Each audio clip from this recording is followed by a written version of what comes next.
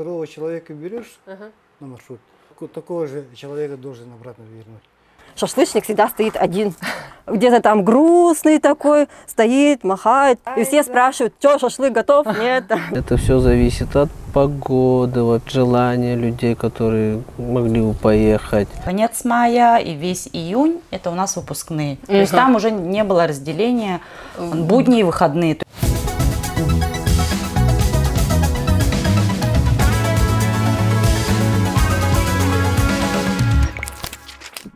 Всем привет, друзья! Сегодня мы с вами будем говорить про туризм в Якутии, про тонкости ведения туристического бизнеса и насколько это выгодное дело. Сегодня у нас с вами 4 гостя. Это 2 базы отдыха и 2 туроператора, которые организуют туры по нашей Якутии.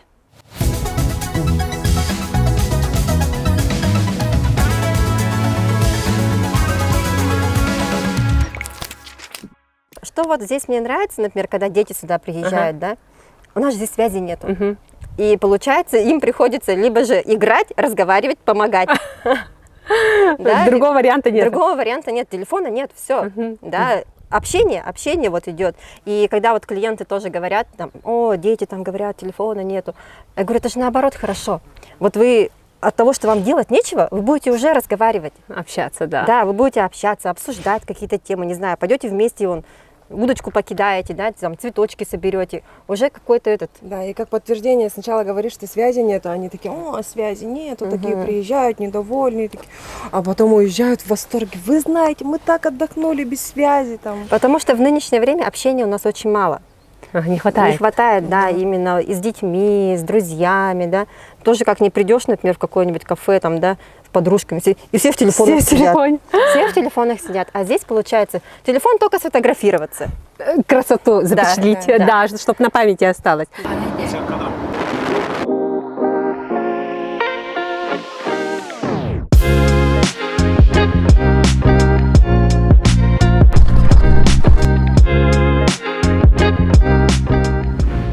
Я просто помню в тот раз, что в ваших домиках все продумано же, да? Но при этом, например, да, есть, конечно же, недочеты в этих домиках, которые мы постарались учесть уже в новых домах.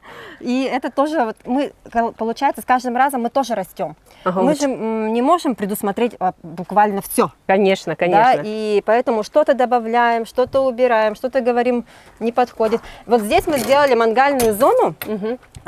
Получается, ну, мангал, понятно. Почему мы ее сделали именно такой? Потому что, как мы думаем, то тот человек, который готовит все время шашлык, он вечно стоит в одиночестве.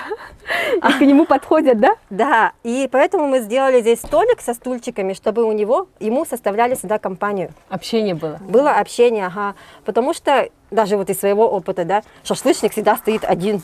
Где-то там грустный такой, стоит, махает, и все спрашивают, что, шашлык готов? Нет, он там нет, там, или да, говорит. А здесь, получается, они в основном здесь тоже очень хорошо сидят всегда. Да, вообще очень сразу хочется облокотиться, и сразу хочется общаться, да, то есть прям так. Да, и получается, ему весело, и тут весело. Да. Сейчас вот мы зашли в дом Бета, получается, он вроде бы такой небольшой, но при этом 6-8 человек здесь комфортно могут поместиться и хорошо провести время. Обязательно, да, у людей кухонька, газовая плитка. Газовая плитка, газовая плита, вода у нас. Фильтрованная вода? Нет, вода здесь у нас сейчас техническая стоит. Ну, вот моющие средства. Это моющие средства, да? Средства, да, ну, чтобы они... Ну, тут у нас получается вся посуда, ложечки, вилочки, все, что нужно. Мисочки, кастрюлечки. Чай, кофе, сахар, соль. Даже все, даже соль есть, да? Да, и обязательно мы сервируем сюда стол. Да, во-первых, это красиво и, как сказать, гостеприимно, да, чтобы гость, когда пришел уже, почувствовал, что его ждут. Да. Еще какой-то слово. Ну и такая эстетика приятная, да, то есть каждый день же семья так не будет организовывать, а тут уже очень красивый засервированный такой стол, да, красивый. Уже вынуждены нужно кушать красиво. Да. Кондиционер. В каждом доме у нас, получается, мы печки на лето выносим, и на это место становится кондиционер. О, круто. Ну, чтобы было вообще людям комфортно, да. Наверху 2 двухспальных кровати с постельным бельем, с одеялом, с подушками, все как положено. Постельное белье мы тоже очень долго выбирали, да, Аня? Да. Выбрали гостиничного типа, и довольно-таки клиенты хвалят его. Да, и в прачечной хвалят. Ну, когда ездишь, допустим, в базы отдыха другие, да, ну, не только в Якутии, вообще по России, зачастую бывает такое, что ложишься на постельку отдохнуть, да, ты уставший, ты приехал, ты далеко ехал, да, ты целый день активно проводил время, вечером хочешь отдохнуть, ложишься на постельку, а постелька там Не, отдохнешь, да. наоборот, все потеет, прилипает. Мы, наоборот, в реализации нашего проекта старались избежать этого и сразу продумали, чтобы постельное белье у нас должно быть качественным, посуда у нас должна быть настоящая, со стеклянными бокалами, с фарфоровой посудой, да. Если хотим приготовить, чтобы у нас были чайники, кастрюли, сковороды, то есть разделочные доски, ножи нормальные, потому что приезжаешь, а там нету там ножа, это же проблема, ты же приезжаешь без ножа.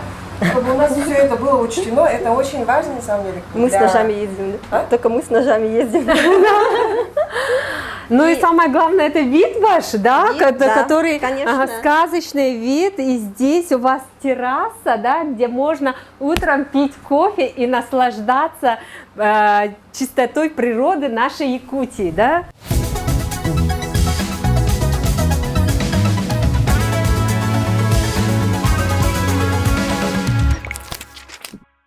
Михаил, когда к нам пришла идея рассказать про туризм в Якутии, первым человеком, к кому нужно обратиться, сразу в голову приходите именно вы. Вы уже как бренд Ассоциации туризма в Якутии, да? Расскажите, пожалуйста, когда все начиналось, когда вы начали проводить свои авторские туры? Да, мы, так, вначале, как бывает у всех, наверное, это начали сами ходить, водить группы. Ну, тогда WhatsApp не было, мы через ЕКТ давали объявления, набирали группы людей и ходили. Ну, ближайшие маршруты это Тавагинский мыс. Кстати, это вот по Тавагинскому мысу ранее ходили в советское время, потом о нем забыли. И вот с переходом нас как бы это дело возобновилось. И туда мы даже водили в один день, за мной ходили, вот я иду впереди, за мной цепочка 100 человек. Попали в такую струю, как раз люди хотели, некому было работать, водить, а тут мы. Появились, да? Ну, наверное, самая такая популярность это уже во время пандемии, да? Такая, и после пандемии? Или... Нет. И потом самая популярность, ну, примерно в 2012 году мы стали туроператором, уже стали водить людей официально и стали заключать договора с московскими турагентствами, уже начали работать фирмами Москвы, то есть это крупные агентства, это Russia Discovery, Адвентуры, большая страна. И стали обслуживать туристов с других регионов. А на 2023 год, вот примерно в год сколько маршрутов проводите? У нас около 20 зимних и около 20 летних маршрутов. Ну, большинство, ну, почти все маршруты это авторские, свои, разработанные нами, поэтому как бы свое детище работать хорошо. Круглогодично, да? Да.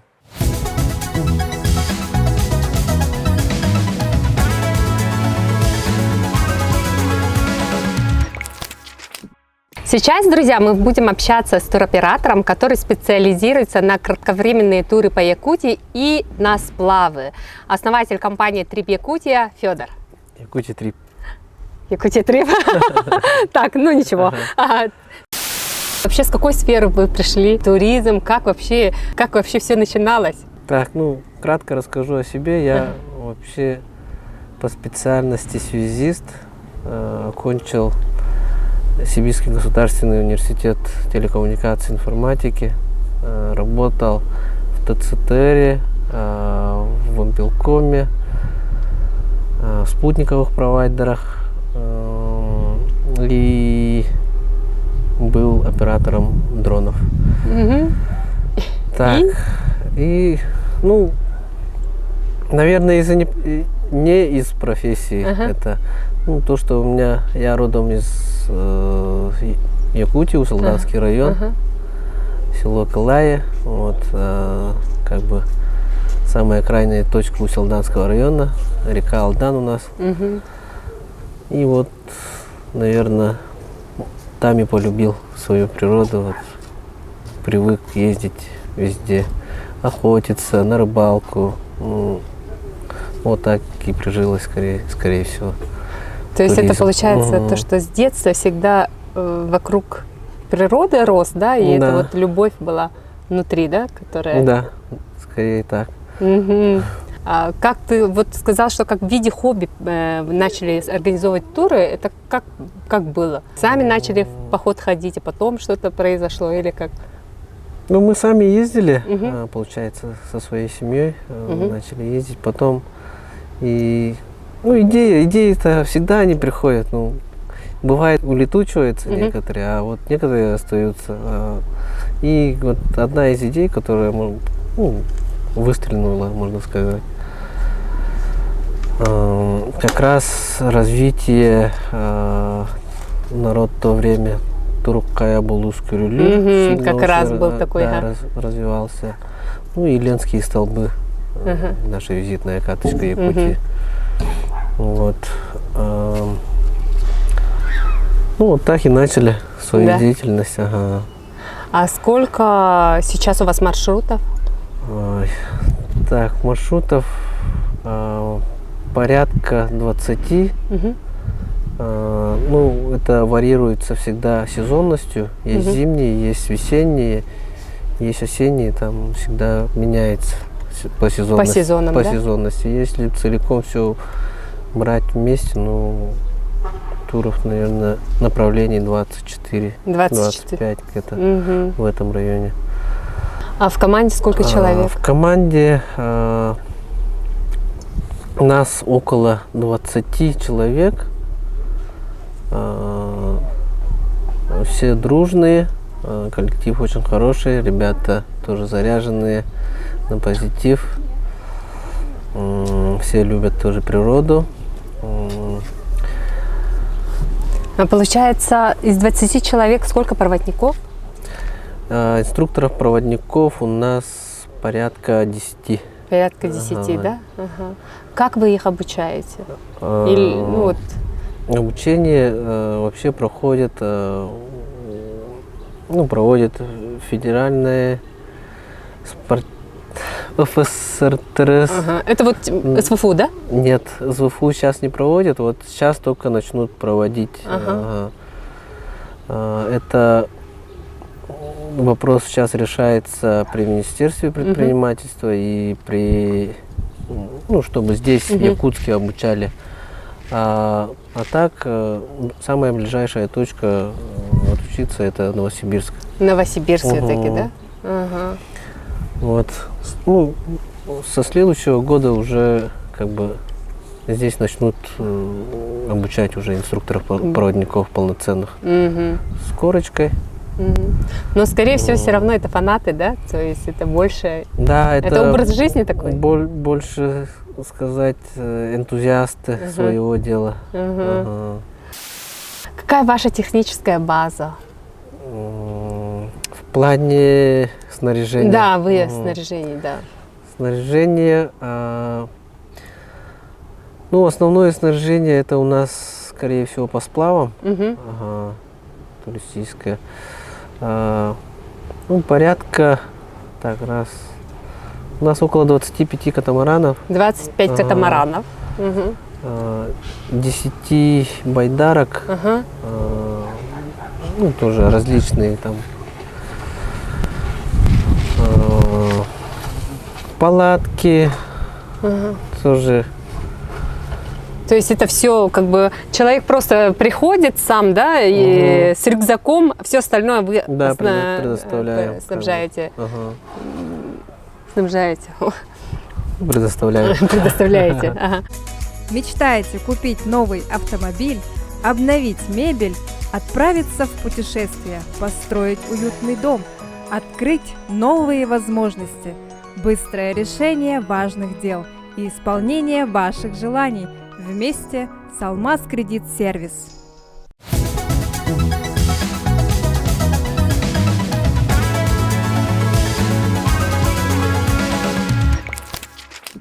Расскажите историю создания ваших барнхаусов, как пришла к вам такая идея, когда вы открылись и как вы нашли землю?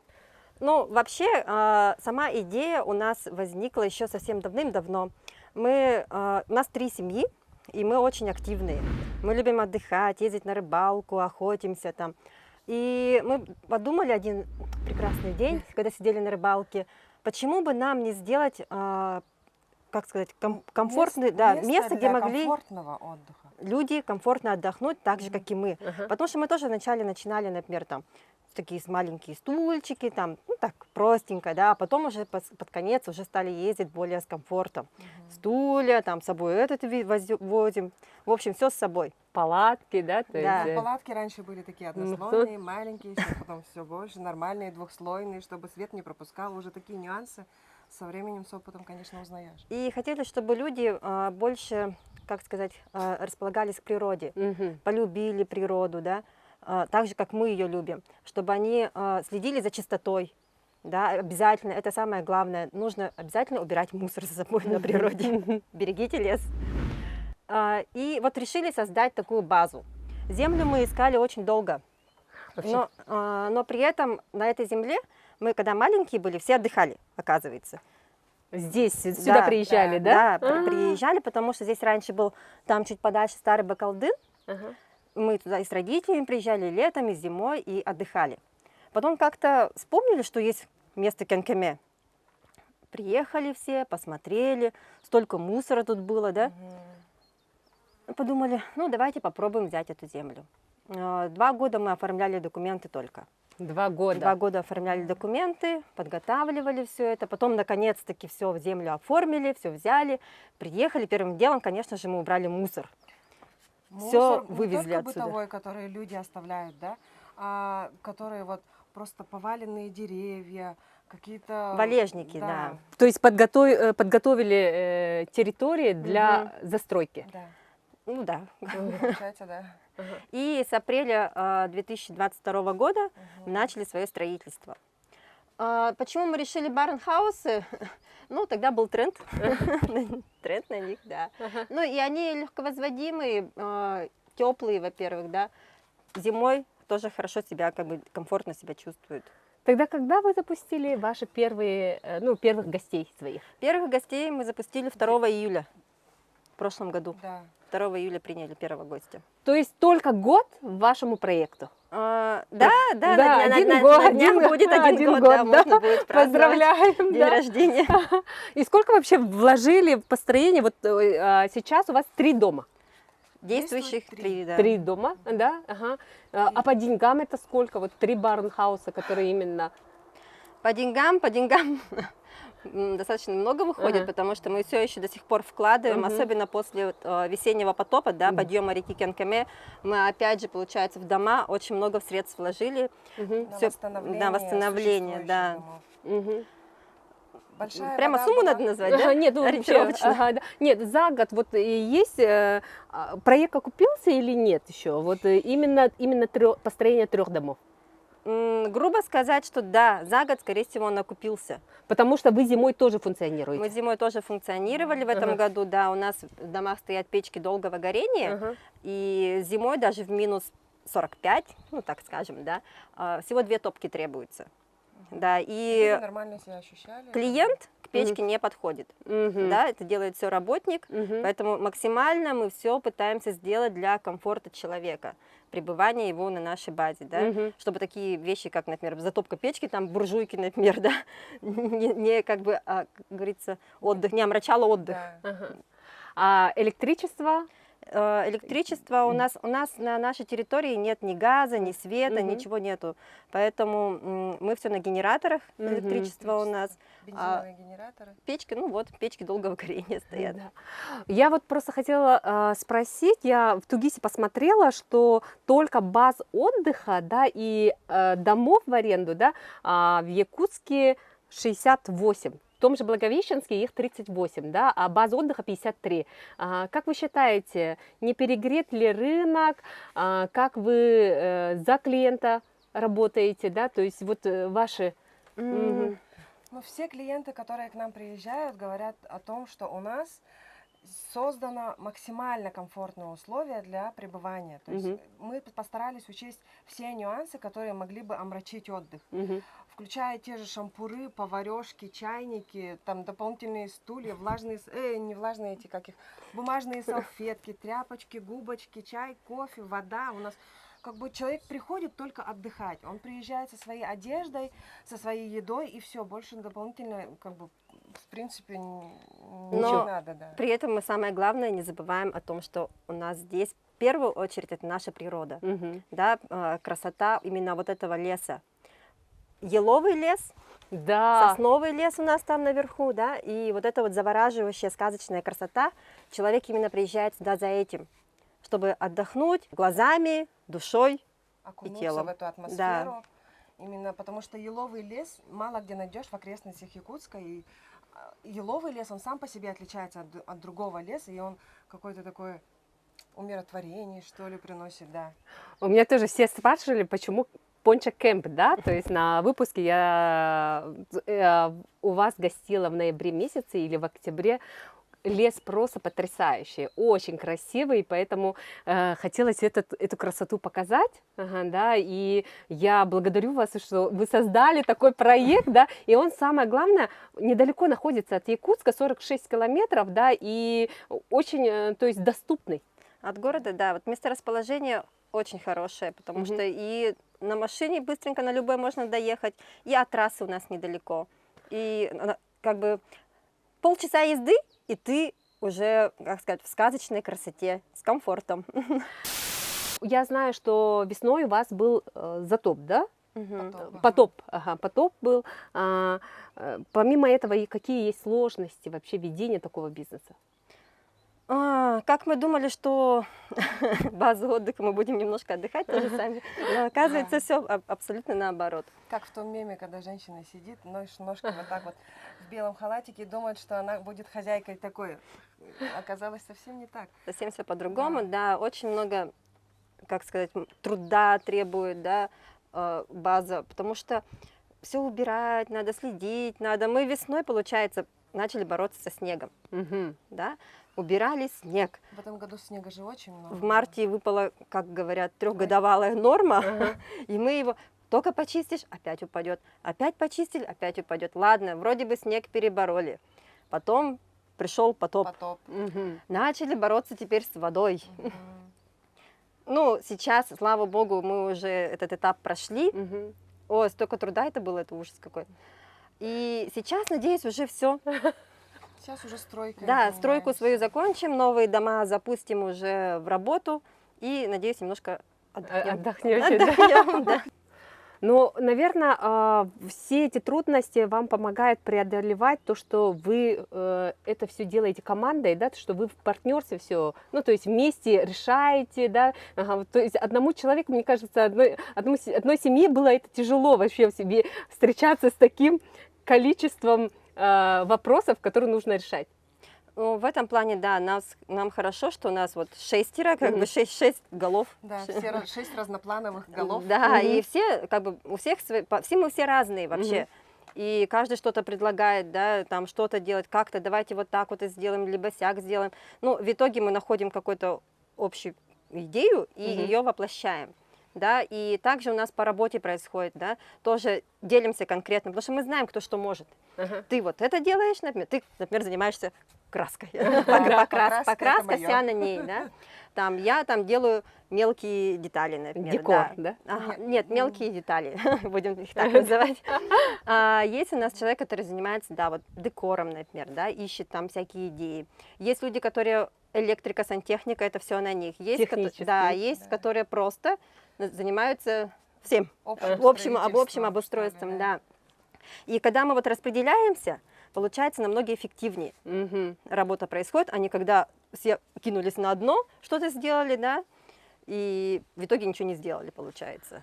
Ага. Тогда какие планы у вас на вообще в ближайшие 5 лет? Вы будете расширяться? Насколько расширяться хотите? Или вообще как вы видите дальнейшую судьбу вашей базы? Хороший вопрос. Ну, на сегодняшний день, да, вот у нас 3 новых дома, да, в этом году мы вот планировали запустить. К следующему году, скорее всего, мы будем делать... У нас земля тут еще дальше продолжается. У нас есть там озеро и есть поляна. Мы, по идее, должны были в этом году начать освоение, но решили немножко... Давайте мы отдохнем и в этом году пока 3 домика построим, потому что на поляне у нас есть большой бизнес-проект, который мы хотим осуществить. Там будет большая кемпинговая зона. Вау! Который как бы тоже требует очень много усилий. Вложений, да, и пока он у нас есть в голове у всех, мы к этому стремимся. Опять же, все для людей. Сколько лет вы путешествовали вообще? Вообще мы начали свои путешествия, наверное, с 2012 года, да? Где-то так, ага. С 12, уже лет 10, да? Да, лет 10. Ага. И потом захотели такую красоту подарить уже своему городу, да? Да. И за 10 лет какие самые такие запоминающиеся, да, маршруты были ваши? Ну, самый, наверное, на сегодняшний день запоминающийся это был, когда мы пошли в пеший поход по Староемскому тракту. Да, Ямщицкому. Ямщицкому тракту через перевал, где расходятся 2 речки Тукулан и Сартанг. Это в Верхоянских горах. Вот стоишь с горы и смотришь, сюда ушла Сартанг, туда ушел Тукулан. Вот на таком месте мы были, да. Мы прямо вот шли по этой тропе. Это сколько дней? Такой там маршрут такой? Ну, ходили мы неделю, наверное, где-то. Нет, несколько дней ходили. Ну, ходили мы там на лодках. Ну, в общем, путешествие заняло, по-моему, дней 10, вот так вот. А кто создает эти маршруты, придумывает? Сами? Сами. Фантазируем, придумываем. Да. Да. Ага, и вы это путешествуете без детей или детей тоже берете? Ну, тогда они были еще не очень, то есть маленькие, и к такому как бы они не подготовлены. А сейчас уже максимально мы стараемся детей на все свои вылазки, конечно, брать. Им надо же учиться, не знаю, даже дрова, костер растопить, да? Поэтому всегда стараемся моментами всегда брать. А еще говорила, что вы... Но они выросли. Выросли, да? Много места стали занимать. То есть, наверное, вы в микроавтобусах ездите, да? Ну вот, ну у кого какие машины. Да. И самое главное, многодетные семьи. Это вообще такой пример вы показываете, да, когда можно с детьми отдыхать, активный образ жизни вести, да, и еще дружите с семьями и сделали такой бизнес в партнерстве с семьями тоже.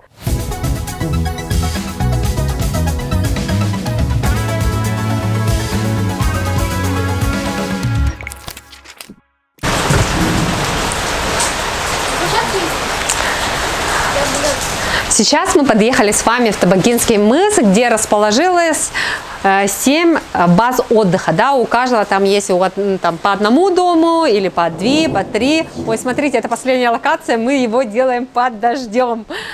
Мы сегодня сделаем обзор MyForest, это наша база. Мой партнер расскажет, сколько мы вложили в этот проект и сколько же мы заработали в прошлом году. Знакомьтесь, Алена. Ага, Алена, мы совместно партнеры в этом проекте. Проект база отдыха MyForest. И Алена расскажет, покажет свое хозяйство. Алена, расскажи. Да, мы сейчас находимся в нашей базе, которая называется MyForest. Двухэтажная. Вот. Снаружи, наверное, видели, да? 32 спальных места, 9 комнат. Вот. Сейчас мы стоим на кухне, тут можно завтракать.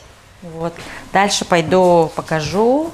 У нас еще есть мангальная зона, да? Да, мангальная зона на улице, детская площадка. Комплекс небольшой.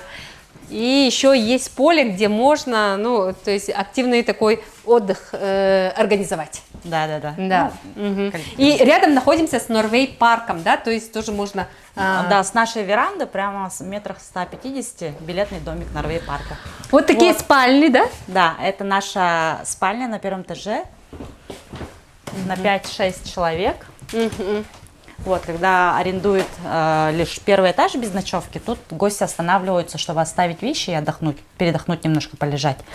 Это очень даже удобно, когда в Норвей парк ты можешь весь день кататься, да, и отдыхать. Да, тоже можно? Да, точнее, нет, чаще бывает наоборот. Наоборот, да? Загуливаются большие компании, Ага. и у нас же время заезда в 2 часа. Ага. Они оставляют вещи, располагаются, и детей отправляют в Норвей парк до вечера. До вечера, чтобы... Да, а взрослые остаются, ну, готовить стол и так далее. Это вот фойе. Да, фойе, тут обычно игры происходят. И Вечерние. какие-то просмотры, фильмы некоторые устраивают, проектор, презентации, альбомы. Вот, это, собственно, наша веранда, она вмещает 60 человек. Вот. И чаще всего в летнее время именно этой верандой гости наши пользуются. Здесь очень большое количество проходит банкетов, выпускных, да. Встреч выпускников. Да. 10, 15, 20 лет все здесь отмечают, да? Ага. И у каждого, между прочим, есть свой номер, где там девушки забирают номера, парни, да, то есть и все расходятся. А если это выпускники, то семьями. Что у нас еще есть, Алена? Так, пойдем дальше покажу. Так, на первом этаже у нас тут, это наш санузел на первом этаже. Вот. Туалет, все благоустройство есть. И, собственно, это зал на 30 человек для холодного времени года. Немножко, ну, в начале лета, да, когда на улице прохладно, либо поздно осенью, там, в сентябре, да, уже гости могут застолье тут себе накрывать. Ага, банкет. Да. Даже юбилей можно отмечать. Отмечали. Отмечали, да, отмечают. Ага. И второй этаж. Да, у нас второй этаж. На втором этаже у нас 8 спален. На втором этаже у нас 8 спален. 5, они у нас называются семейные, потому что, ну, квадратура у них очень большая, 25 квадратов, семейные номера. Одна семейная кровать там и двухъярусная для детей. Вот, и 3 спальни двухместные с раздельными кроватями. Вот. Да, это наши двухместные спальни с раздельными кроватями. Сейчас я покажу семейную комнату. Семейная комната, там вот большая двухспальная кровать и также двухъярусная. Да, 4 на 4 человек. Ага, 4 спальных места. Да. Вот так выглядят наши семейные комнаты. Ага. Вот кровать, вот двухъярусная кровать. Вот отсюда уже можно, вот наша площадка Ага, дети отдыхают. и мангальная зона. Мангальная зона. Ага, и сколько же вообще стоила реализация такого проекта? Реализация, но мы вложили в этот проект 13 миллионов. 13 миллионов. И сколько же заработали чистой прибыли в прошлом году? В прошлом году мы, с учетом того, что мы 4 месяца, по-моему, да, работали в том году, 400 тысяч чистыми мы заработали. 400 тысяч рублей. Да. Чистыми, да. То есть надо поделить и посчитать, сколько лет будет окупаться такой проект. Да? Но здесь вот, наверное, надо рассказать про ошибку, да, или которые, ну, как бы переиграли, да, проект, да, здесь. Да, Ага. мы переиграли. Здесь изначально был база отдыха как Семейного формата, да? Да, семейного, то есть разные семьи должны были жить, да. В итоге она превратилась базу коллективного отдыха. Базу коллективного отдыха, да, то есть поэтому у них загрузка получается пятница, суббота в основном же, да, пятница, суббота, воскресенье, ну, то есть только 3 дня. Да, это еще зависит от месяца, потому что вот конец мая и весь июнь это у нас выпускные. То есть там уже не было разделения будни и выходные, то есть загрузка 7 дней в неделю. А потом уже вот Да. по выходным. Да, потом уже июль, допустим, да, он считается месяцем, когда встречаются выпускники. Ну, это уже взрослые люди, но они выбирают уже выходные дни, Только- потому что они, ну, работающие люди.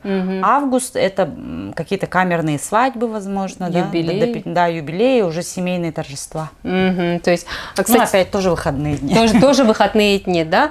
Ага. Здесь потому что, когда запустили проект, увидели, что если отдыхают разные семьи, то темп отдыха у всех разный и возникают конфликты. Да, Ага. да. Потому что все равно, да, бывает, приезжают семьи уже со взрослыми детьми, либо без детей, да, пары приезжали, и семьи с маленькими детьми. Люди же все равно отдыхать приезжают, и это же не в многоквартирном доме, да, после 11 часов они не заставляли своих детей ложиться, они тут бегали по коридорам, и это все вот шум-гам. Конфликтная Да, ситуация. да. Поэтому переиграли. А вот мы, когда в прошлом году же вот с одноклассниками семейными приезжали, когда мы все вот одной компании, тогда очень комфортно. Да, Ага. Когда вот прям компания приезжает со своими семьями, мы разделились по номерам и прям очень классно отдохнули. Поэтому вот такие моменты нужно учитывать, да, то есть либо ты делаешь такой большой дом для корпоративных отдыхов, да, либо маленькие домики, где вот индивидуальные. индивидуальный отдых. Ага, да. И у каждого там загрузка своя, у каждого нюансы, ну, ведение хозяйства свои, да. Мгм. Какие же сложности ведения такого бизнеса? Ну, самая главная сложность это отдаленность.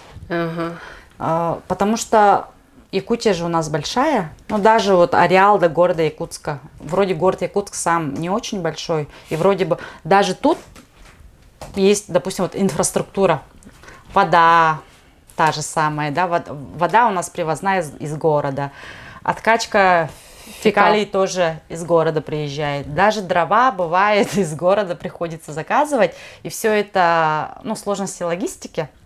Привозят не сразу, там, через сутки, то есть уже приоритет наш, они вначале обслужат весь город, и уже по остаточному принципу, да, как бы, если у них время на дорогу остается, они приезжают, это бывает поздно вечером, это все нужно учитывать, потом это вдвое дороже, чем пользоваться этими услугами в городе, ну, в черте города, вот, это самая главная, да, сложность. Опять-таки, так как у нас большая вместимость именно спальная, это постельное белье, 32 комплекта. Это все мы услугами прачки в городе Якутске пользуемся, мы увозим несколько, то есть у нас за раз 32 спальных комплекта, если у нас каждый день, естественно, у нас сменная, да, это все каждый день стирается. Стирается, бывает, ну, принимают не сразу на стирку, опять-таки, могут 2 суток стирать. Вот это самое главное, то есть отдаленность. Да, и вот если нету инфраструктуры, да, то есть коммунальной инфраструктуры, то вот это, во-первых, дорого, удаленность, скажут, что приеду, и не приехали, да? Ну да, либо не приехали, просто нужно рассчитывать, да, что нужно подстраиваться под график, ну, тех, кто оказывает такие услуги. Водовозки, фекальные и даже вывоз мусора. Да, кстати, вот вывоз мусора раз в неделю. Вот, но это все же коллективно, да, то есть весь Табагинский мыс пользуется одними и теми же. Да, у нас мы пользуемся услугами одной водовозки, ну, фекальных машин у нас несколько, по-моему, насколько я знаю, мы можем разными пользоваться. Мусорная машина, по-моему, тоже одна. Вот. Это же проект Министерства предпринимательства, туризма, да? Да, курирует Министерство предпринимательства, курировало. Сейчас нас агентство по развитию туризма. Курирует, да? То есть это вот изначальный такой республиканский проект был. Да, республиканский. Ну и до сих пор он республиканский. Вот, и у нас тут детский лагерь строится рядом, как точка роста. Точка роста, да. Так что вот вы увидели сегодня разные форматы баз отдыха. Ну и сделайте свои выводы.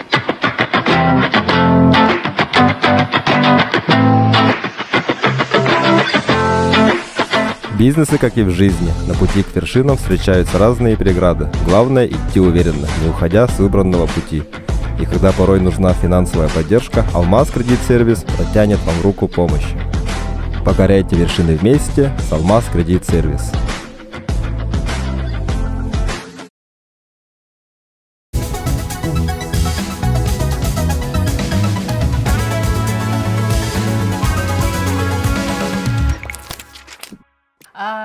Вот расскажите про ваши любимые маршруты. Маршруты все любимые. Все любимые, все как дети, да?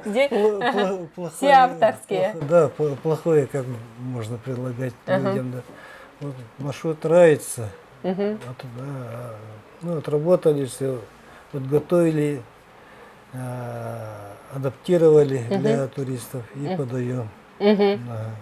А как узнают про вашу компанию иностранные туристы или туристы из других регионов? Ну, иностранцы у нас были до 2014 года в основном. Ну и потом пошло на убыль, и с пандемией их нету. Их нету, да? С России стало больше? С России стало больше, очень много стало. Иностранцы в основном узнают с сайта нашего. Есть два сайта, это один на английском, другой на русском. Они через поисковик находят нас. Сейчас их, наверное, кто-нибудь прилетает или вообще мало, очень мало иностранных туристов? С начала лета у нас только 2 туриста, по-моему, иностранных было. 2 туриста. Всего. И то, которые живут в Москве. Ну или летом прицениваются. У них же сейчас сложности. Некоторые с Европы попадают через Турцию, некоторые через Египет. Вот сейчас изучают, прорабатывают маршруты. Ну, интерес есть, да? Интерес очень большой. Интерес очень-очень большой к Якутии. А вообще сложно ли быть одновременно инструктором-проводником и предпринимателем? Сейчас у нас в компании более 20 человек, это инструктора-проводники. Я как бы на подхвате, в основном работу такую вот активную по организации ведут у нас менеджеры, девушки. И я как тут уже в данное время как советник. Как советник? То есть уже есть команда, да, слаженная? Да. И вот когда бывает, что это у кого-то какие семейные проблемы возникли, или кто-то вот с ребят не пошел, я туда иду. Или бывает, что это, вот, например, 10 дней тому назад приехала группа, группа такая высокого ранга, люди. Взяли тур на стоимость на 2,5 миллиона рублей на 5 дней. Они полетели отсюда, с Якутска, на вертолете до Синей, потом встречали их на катерах. Все самое лучшее им предоставили. То есть это деньги большие, ответственность очень была большая, поэтому это туда я пошел сам. Уже сам, да? Видимо, в таких турах буду работать. Эксклюзивных, да? Да. Ребята наши, которые водят, они уже опытные. Некоторые ребята даже намного лучше меня работают. Да. Они суперские. А вот как рассчитываются маршруты? Потому что некоторые считают, что очень дорого, а я вот смотрела, сравнивала, например, с Камчаткой, да, там вот в день примерно там 15-25 тысяч на человека, да, приходят. А ваша вот самая популярная, легендарный тур «Золотые скалы реки Синей» за 8 дней 56 тысяч, да, то есть 7 тысяч. Вообще как рассчитывается стоимость маршрутов? Ну, стоимость маршрута это, конечно, это расходы, прямые расходы, да. Ага. В основном это, там это зарплата, Ага. зарплатная часть и транспортные. Транспортные, наверное, да? Мгм. Ну и потом туда залаживается развитие компании. Мгм. Конечно, это у нас на развитие как бы залаживается много денег, потому что это снаряжение покупаем самые лучшие, Мгм. самые надежные, хорошие. Вот, я не знаю, вот, например, мы за 58 продаем, а некоторые туроператоры продают за 35. Я не знаю, как они развиваются Как в дальнейшем. Да. Они как бы за 35 можно покрыть свои только расходы, а чтобы это на развитие заложить денег это как бы Нету, да? То есть это ну, такое, перспективы нету. перспективы нет. Да. И потом с развитием, то есть мы в данное время работаем на качество, да, обслуживания. И чем более высокое качество, тем дороже стоит. Мгм. Ну, от этого никак. Ну, можно понизить, да, стоимость, но теряешь качество. Ага. А вообще, как готовите клиентов к труднопроходимым турам и вот как решается вопрос комфорта, когда вот именно такие эксклюзивные туры в виде там, ну, как бы дорогих, когда вот бывает же клиенты много платят и говорят, ну, нам нужен комфорт. Как вот тогда вы находите решение? Ну, для сложных туров, например, для дальних спортивных маршрутов, туристов мы выращиваем сами. В этом году, например, он пошел в Табагинский мыс, потом к осени уже пробует себя в каких-то многодневных, но легких турах, а в следующем году уже категорийные туры. Через 3 года уже на третью категорию, потом на 5-ю мы можем проводить группы до 5-й категории сложности. 5-й категории сложности это что? Это есть 6 категорий сложности туристических маршрутов. Самый сложный это 6-я категория. То есть это там нужно быть супер-супер подготовленным, супер-супер. Ну, сейчас, кстати, у нас уже ребята такие появились. И вот чтобы вырасти, вот потихоньку, вначале без категории маршрут, потом 1-я категория, 2-й, 3-й, 4-й, 5-й. Это по сложности, физической сложности, да? Да, и по физической. Ну, как бы это каждый маршрут требует от человека не только вот физической подготовленности, да, Ну и роста, но и опыта, знаний. Да? Ага. Вот, например, как мы можем сказать, что, например, я знаю, что есть тур на горы Киселях, да? Ага, очень, ну, популярный у нас. Ага, это какой категории тур? Вот. Это многодневный тур, но без категории. Без категории, без да? Без категории, да. Но бывает так, что тут сложно судить. Я сам инструктор-проводник 5-й категории, я сам инструктор по спортивному туризму, как бы более как, ну, профессионально да, понимаю это дело. И это вот некатегорийные маршруты могут иметь сложность большую. Ну, как, За счет длительности? Да, не только, нет. Вот в качестве физическом, ну, бывает, что в Киселяхе, да, там гора высотой 1600 метров, а туда идут бабушки, например, Да. Да? И бывает, что с рюкзаками, и то есть они получают очень такую колоссальную нагрузку на свой организм. Ну, человек живет в городе, поехал, и тут такой маршрут, а Киселяхи вот там стоят, да, желанные. И вот им приходится подниматься. Ну, я думаю, что это непростой маршрут, такой по равнинной местности подниматься, потому что все это нести туда наверх. И маршрута не приходится. Ну, то есть это и не категорийный маршрут может стать таким вот очень-очень сложным. Очень сложно, Да, но для в человека. зависимости от физической Да. подготовки. Или, например, скажем, вот большой кетамет, да? Ага, большой катамет. Это сейчас в последние годы он становится популярным. Вроде бы там всего 15 километров можно пройти за 1 час, ну, 1,5-1 час, да, кто как проходит.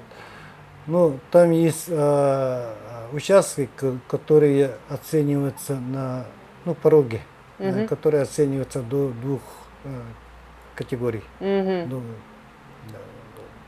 До 2, да. И то есть это и туда, вот, например, соваться простому человеку очень опасно.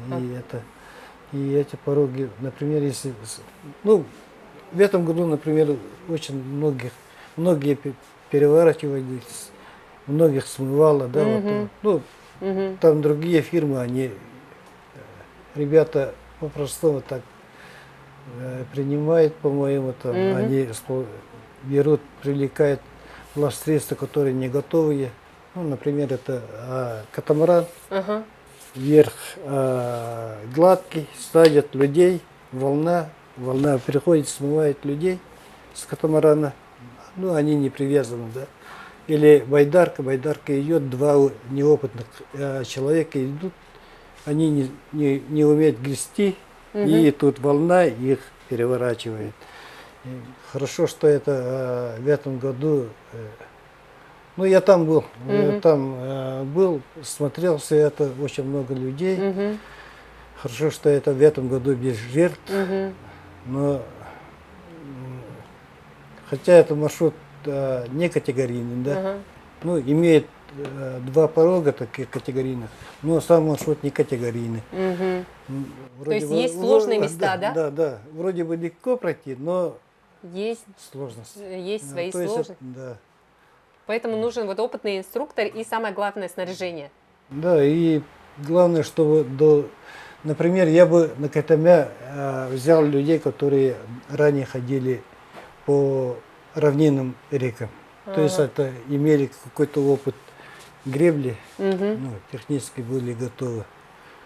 То есть вы, получается, своих, ну, как бы от категории к категории вы выращиваете своих Да, клиентов, да? да, Ага.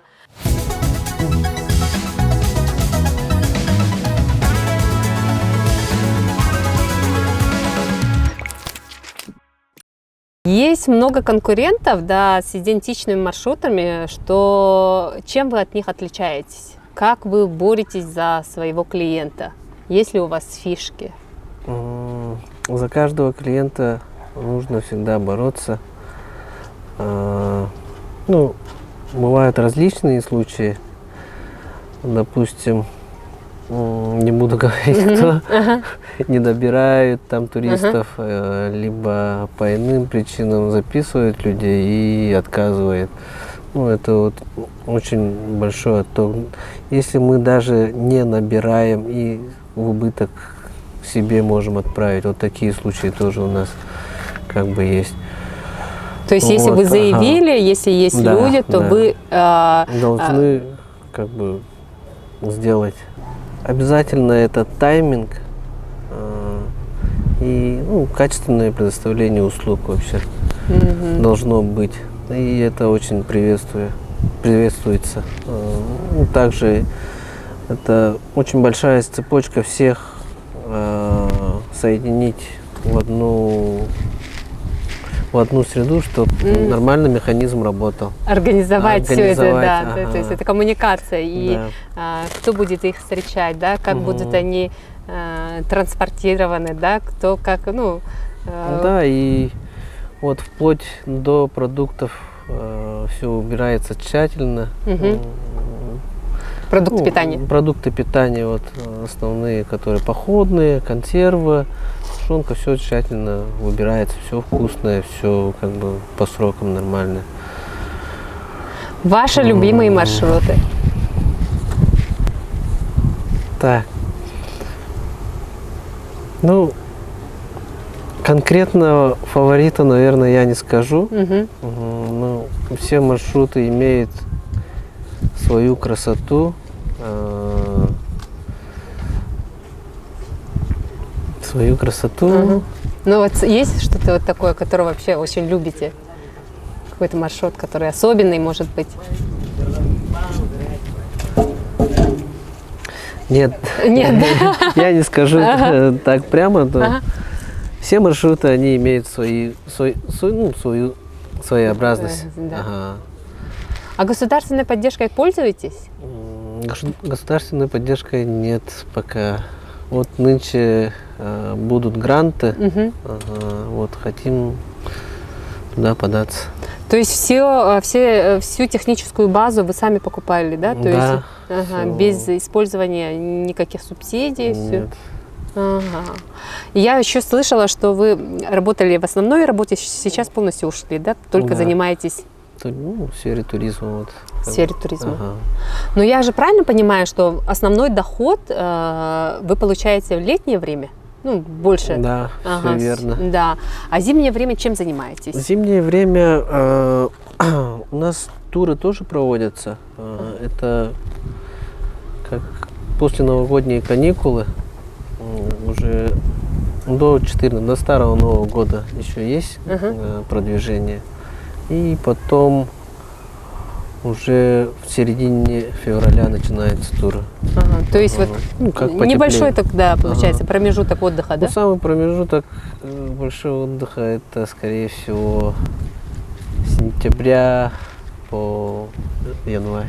Ага, осень, да? Ага. Ага, пока все детей Ну, в это и школу, как- в садик, Да. да? Это как раз и отпуск. Отпуск. Ага.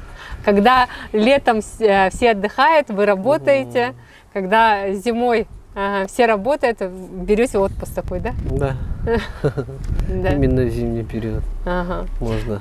Вот.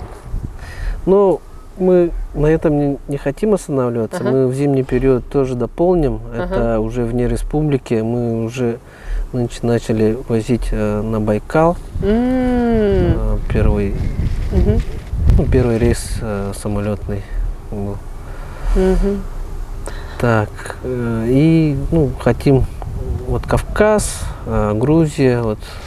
То есть уже другие регионы, да? Уже вне республики. Ага. И у нас также летние туры на Владивосток сейчас проводятся. Ага. На море. Мгм. Если не секрет, в прошлом году сколько заработали? Та-дам, тишина. Да-да, это все у нас Ну, вообще Как? прибыли. Ага. прибыли, все варьируется у нас Ага. постоянно. То есть постоянности такой нету. Мгм. Это все зависит от погоды, во-первых, от желания людей, которые могли бы поехать, от рекламы, то есть, Маркетинга, да? да, от маркетинга. Это все как бы взаимосвязано, и конкретные цифры я не могу озвучить. Ага. Ну, то есть она все равно очень нестабильная же, да, такая среда? Это нестабильно. Это в туризме нужно быть только энтузиастом. В туризме нужно быть только энтузиастом, да. Мгм. Как вы считаете, что сейчас рынок именно организации вот кратковременных туров, он перегрет? Или... Именно вот не только кратковременные, да, и бывают 4-дневные, 5-дневные, вот Владивосток 10-дневный тур получается. А, Ну, конкуренция большая? конкуренция всегда есть, это хорошо, и оно и должно быть. Мы на этом как бы не зацикливаемся на конкуренции, мы выполняем свою работу, у нас есть своя база уже наработанная. Клиенты, которые с вами уже, Да. вот даже, которые не один раз не один ездят. раз с вами, Ага. да? Мгм. И поэтому, ну, как бы, делаете свое дело качественно. Да, нужно делать. Ага. Какие планы на будущее? Что хочется? В планах, вот как сейчас говорил, мы сейчас хотим осенью сделать Сахалин, Айтуроп вместе. И также вот в зимний период есть ну, на Кавказ и на Казахстан. Мгм, Вот эти это уже другие Да, регионы, это да. другие регионы. Билген отан элбах эдерчат биле көрдүр де ханны хайсканнан предприниматель бол букеден, но туризмы эми элбах ки сеңәрен көрөр болу диханыбын, този тахат жонна ханылар болу. Агаллы милти реклама оңоробун, страница оңоробун ден. Боростой курду ханылар болу. Оны эн тугу хөбелең этэй, бу хагалым багара жонга эдерчакка. Тумастан туран эпитим курдук энтузиазм надо туризмга. Кихи на самом деле уныр боростой ботак бу туризмнан жарктындар. Бастан туран хам улухан ден эпетнес шугаган. Жоннору жабараган. Жоннору жахдерден улухан эпетнес булдайды. Вот, по подбору персонала тоже тух верхаттардах, персонал кихи булар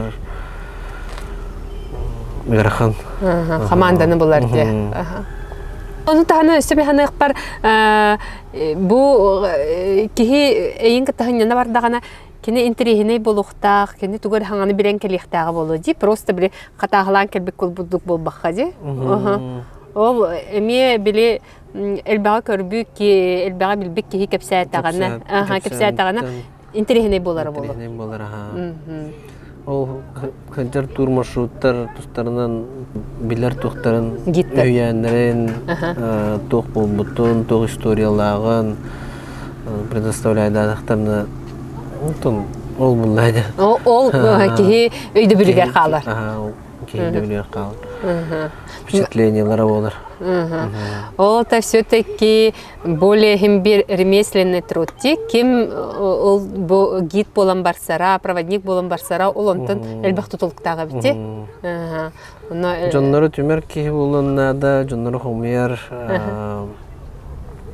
отын бир тылы булан, капсетер, индивидуальный подход к каждому девкудлы. Он кихи гид болан нада.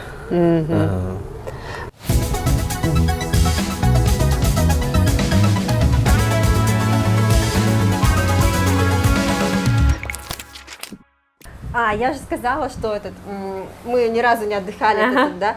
Я немножко пошутила, оказывается. Во время потопа, вот именно 20 дней мы вот здесь, именно в этом доме и жили.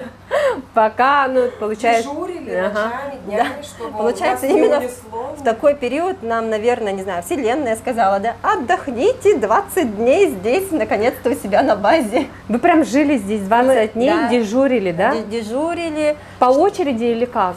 Все вместе. Потому что вода поднимается ночью, а ночью один человек Не или одна сможет пара справиться. ничего не сможет сделать. Поэтому мы здесь дежурили все вместе.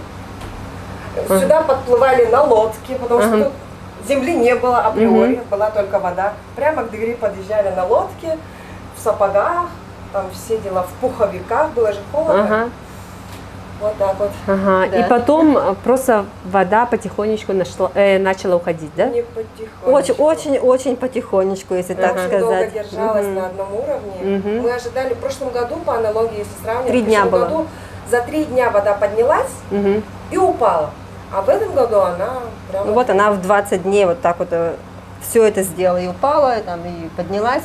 И только после 20 дней мы начали уже восстанавливать свои дома. Вы, получается, весь мебель, все, что есть на улице, все собрали, все получается, все спасали, все да. спасали, да? Но при этом многое, конечно, не удалось спасти, все заново восстанавливали. Часть уплыла просто, часть испортилась под действием воды. Да. А вы, когда создавали ваш проект или даже вот после того случая, пользовались какой-нибудь господдержкой? Что-нибудь пользовались, какую-то-нибудь программу? Я знаю, что многие там дома строят за счет там государства, есть субсидии такие. У вас были такая поддержка? Вот в прошлом году мы получили субсидию, да, 1 миллион рублей на благоустроенные дома. Эту субсидию мы получили, да, потому что мы уже реализовали это все. Ну, возмещение части затрат, да? получается? Возмещение, да, было. И получается, что мы еще... Какую программу? Программу... Льготными кредитами. Да, мы льготными кредитами воспользовались в центре, в фонде развития предпринимательства республиканском, и также вот в этом году в городском фонде тоже взяли, кредитовались, и вот на постройку вот новых домов. Льготное кредитование, да, на самом деле очень удобно, потому что там процентная ставка всего 5. Ну, то есть все равно какая-то поддержка вы воспользовались, да? Да, То есть, да, супер. не без этого, да. Ага, супер, Потому классно. что своими средствами было бы тяжело. Да, конечно. И все-таки эти 5%, ну, то есть очень такой хороший процент Это очень для хороший бизнеса. процент, да. Для бизнеса. Ну, ребята, спасибо большое за ваш обзор. Я Богдан еще снимет, покажет территорию, да, и мне кажется, это очень классный проект, вдохновляющий проект, да, и именно в этом проекте мы видим, как с душой можно реализовать базу отдыха.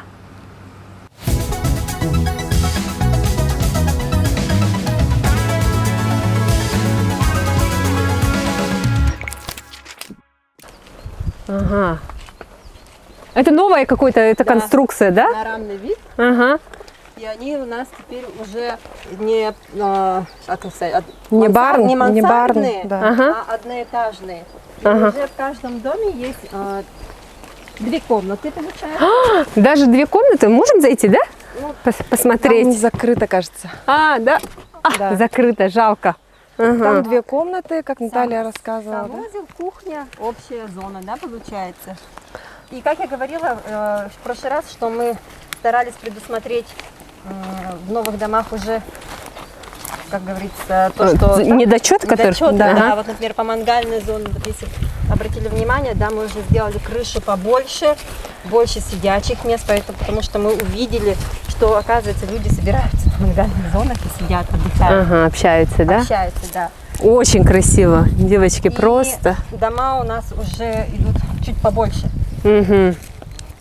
И отдельные комнаты специально сделали, чтобы Разделили, да. люди чувствовали себя комфортно, потому что есть многие люди, которые хотят уединиться, а в тех домах уединение только наверху, и там как бы 2 кровати же, Мгм. да? А тут можно... 2 отдельные, то есть 2 2 отдельные семьи, или ты, семья с детьми приезжает, да? Да, но при этом, например, в большой комнате мы сделали панорамное окно тоже, чтобы можно было, да, проснуться и сразу увидеть красивый лес. Да, это получается у нас домик Эпсилон идет. Эпсилон. Эпсилон. Да. Да, у вас такие прям... У нас- топы. Ага, Идем по греческому алфавиту. Значит, Ага. альфа, бета, гамма, дельта. дельта, эпсилон. Ага. И следующий дом зита. Ну, мы вначале очень долго думали, как же будем называть дома. Ну, их же 3 только было. Всяко разные там, ну, называли там гнездышко, солнышко. там. Солнечный, еловый, А потом там подумали, чего-то, О, чего-то. боже мой, мы же хотим же расти дальше, надо же будет опять сидеть и голову ломать, да, как дальше называть эти дома. И кто-то предложил, давайте сделаем просто альфа, бета, гамма. И нам потом еще расти и расти. Там есть Алфавит в запасе. Да, Вообще. запомнишь, и уже никто ничего не спросит. Ага. Да. А рыбка клюется? Клюется. Да? Ну, маленькие гальянчики Ага. и вот такие карасики. Карасик. Ну, так, знаете, деткам побаловаться, это можно. Да, Ну, но а это так, не чтобы- спортивная рыбалка, конечно. Ага. Летом купаются, да? То есть как по купалке, по безопасности, что вы как... Вообще у нас купание официально запрещено. Мгм. Да, но все равно люди, конечно, купаются в жилетах, в кругах. Тут самое главное, мы смотрим за этим, чтобы они были в каком-то вот этом... как В защите. говорится, защите. Средствах защиты, да. Мгм. Но они предупреждены о том, что... Купание, в нельзя, принципе, да, у нас и запрещено. Мгм. вот 2 года вот вода уже глубокая стоит. А так, по идее, она намного мельче. В Мгм. обычные года она вообще ее можно перейти ножками, Пешком. Ага. да. Ну, красивая, очень красивая, сказочная. Речка, да, она так, сколько сейчас скажу, 400 километров ее длина и 5 улусов она затрагивает. 5 улусов. По Да, территории 5 улусов. Да, ага. проходит, и она равнинная. Питание у нее дождевое, снеговое. Только из Она ниоткуда не вытекает. А вот То есть именно- можно пить воду, да? Кипятить и выпить. Да. Ну, по идее, конечно, У можно. нас вода вообще, не смотрите, что она такая темная, она всю круглый год темная, потому Потому что в ней много. железо. Да. Поэтому она такого насыщенного красного цвета получается. И здесь, на самом деле, вот очень уникальный лес. Мы когда вот читали, да, про вот саму природу леса, вот мы книжки тоже читали, здесь 40 видов птиц обитает. Они все время поют. И днем, и ночью. Поют и поют. Но, правда, я не знаю, 40, может быть, я и не насчиталась, но я птицами не очень увлекаюсь. Ну, в прошлый раз какой-то орнитолог приезжал, и он сказал, у вас тут очень много птиц. На самом деле мы просто, может, не слышим, а он И специалист у нас очень услышал. много гнездышек. Мы даже вот одно гнездо вон там видели, там про яички потом уже. Голубые такие яички были красивые, потом оттуда птенчики. птенчики вылезли. Ну, нет, лес у вас просто потрясающий, домики красивые. Так что, ребята, огромное вам спасибо, что решили создать такую красоту недалеко от Якутска и нашли эту землю. Да, на самом деле, вот когда вот положительные вот эмоции, да, наши клиенты высказывают, мы ими только вдохновляемся и хотим сделать еще больше, еще лучше. Двигаться дальше Да, хотим, двигаться да. вперед, что-то там, не знаю, какие-то новшества делать, потому что не каждый может на просто вот идти на обычной земле, например, создать уют и комфорт. Да. Да, при этом, например, самое главное не пострадать ни одно дерево, не беречь природу, вот это вот.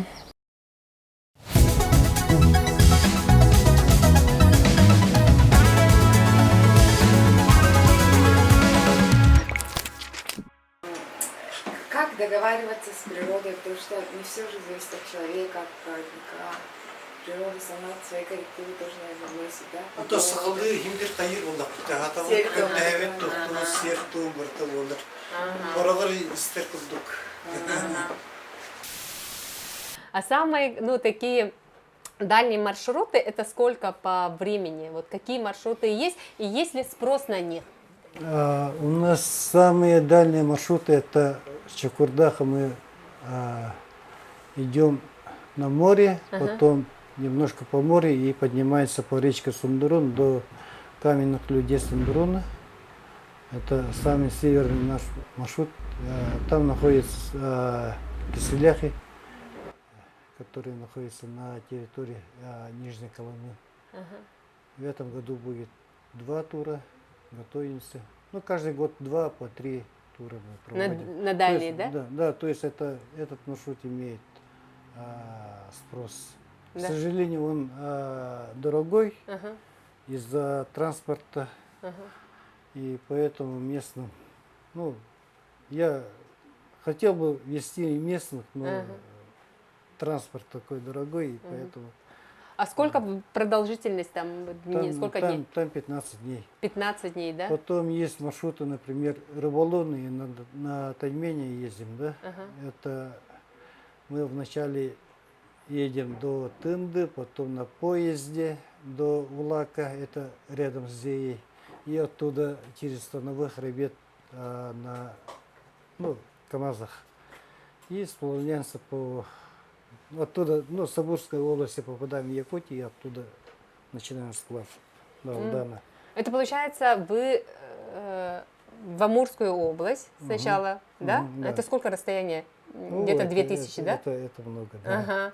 Ага. Проходите, а потом уже сплав, это сколько, ну вообще вот... То есть по дороге туда и водой обратно возвращаемся. Ага. Получается так.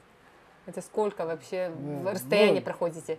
Там около 2000, 3 или сколько. 3000, да? В общей сложности. Это А тоже так, 2 недели. Там 21 дней. 21 день, да? 21 день. Но люди приезжают, потому что там водится крупный таймень, трофейный таймень. В прошлом году, например, мы поймали таймень 40 килограммов весом. 40 килограмм? Да. Мгм. А там... Ну, люди поэтому приезжают. Мгм. И об этом они узнают через ваш сайт, да? Да. Через интернет, да? Ну и потом у рыбаков есть сообщество России, и они как бы между собой разговаривают, переговариваются. И эти ребята, например, Ну, турфирмы тоже, которые занимаются тайменями, друг друга знаем, и друг другу передаем клиентов. И, ну, то есть это они в этом году звонят: Михаил, куда идете? Мы туда. То есть они уже ваши постоянные... Ну, например, у хабаровчан они были в прошлом году, или у приморских, а в этом году к нам приезжают. Так. По очереди, да? Да. Ага. Вот как раз хотела спросить, кто вообще конкурент туризма Якутии, да? Ну, то есть есть у нас конкуренты, в чем наша уникальность и преимущество, да? И что нужно, чтобы туризм в Якутии стал более или менее массовым? Такой.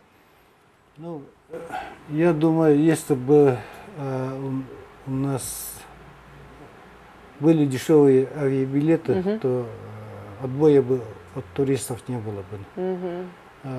Я думаю, что это уровень сервиса якутского туризма в последние годы очень вырос.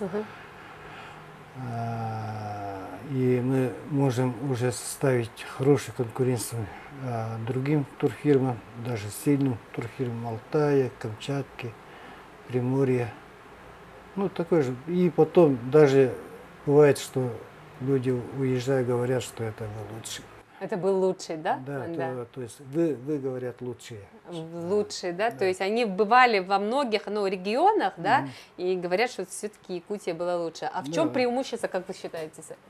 Нет, это по организации, да? Ага, по организации. А вообще по природе, по тому, что мы показываем, вот в чем наша уникальность? Уникальность в том, что это здесь очень много нехоженных мест, незнакомых мест. Диких. Например, Алтай, Камчатку прошли они вдоль, поперек. В этом году так прошли, в следующем году так, потом так, по одним и тем же местам ходят. А у нас в Якутии изучено где-то 0,01%, наверное. У нас преимущество в этом. Ага, то есть у нас просто она дикая, первозданная, да, то, что мы можем дать, да. Ага. И такой вопрос, Михаил, есть у вас вот на дальние туры конкуренты? Есть?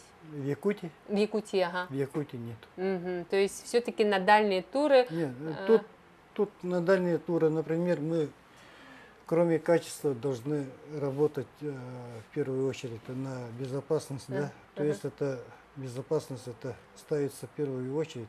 Как здорового человека берешь на маршрут, такого же человека должен обратно вернуть. Хоть какой сложности маршрут, ты должен обратно здорового, такого хорошего человека привести обратно, да. И поэтому тут все зависит от инструктора-проводника. Если он готов, то есть он хорошо работает, если он все знает, все обеспечивает, может все сделать, то он это сделает. То есть вот поэтому у нас как приоритет работы с людьми. То есть... Подготовка инструкторов-проводников.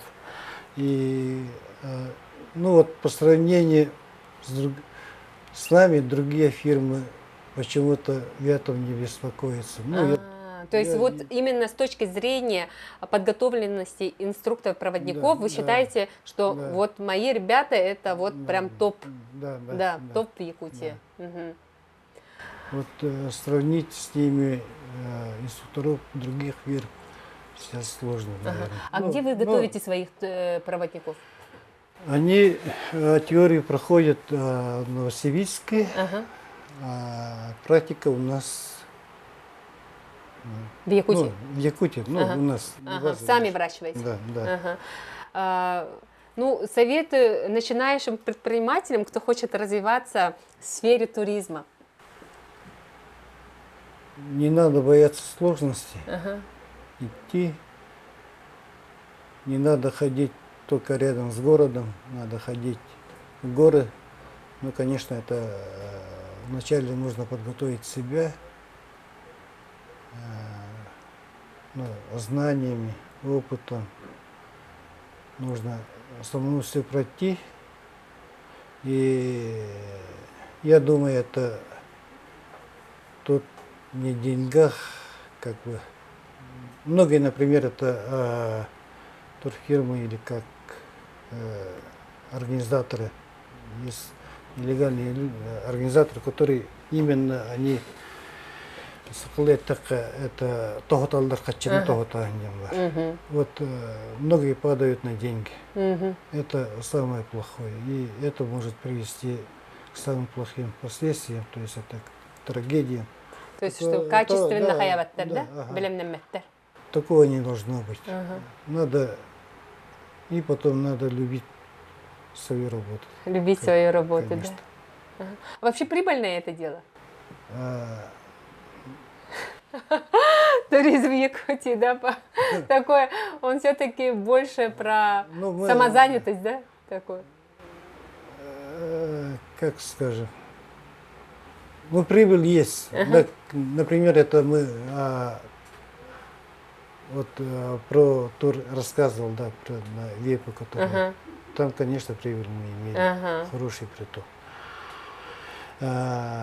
Проводим туры для москвичей, для посиней, да, или на рыболовные туры туда поехали. Прибыль мы имеем.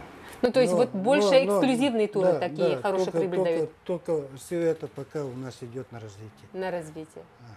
На оснащение, да? Да.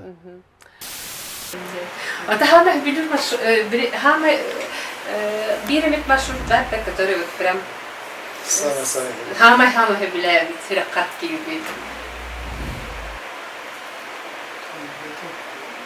Это затерянный мир, да, порожный хребет, горная система чешская, затерянный мир, так, туда по тулу кайларга перевалдырды, қандай мекеннен ходил, тахиддерне ходил. Аякин мир тух, амрат төтті, витарандара мир, тақсылы, кетенчі. Оламны кетен, ите ерде, тас тоғысылы да, оларны көріп кетті. Кейгір атайын қалды сериалға. Тас sevdiği Индия болса, дуған. Ну, туха, эмоции бил тухта.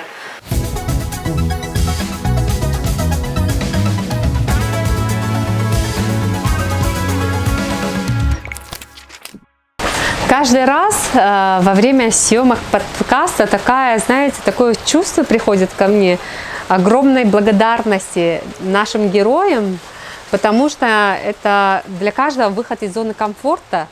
Многие первый раз выступают, и это настоящие люди, которые делают огромное дело для развития того или иного бизнеса. Поэтому, герои мои, вам огромное спасибо, что вы доверяете, и большое спасибо, что за ваше дело. Так, есть такое? Ну, еще раз попробуем, да? Угу. Или вот так могу. Угу.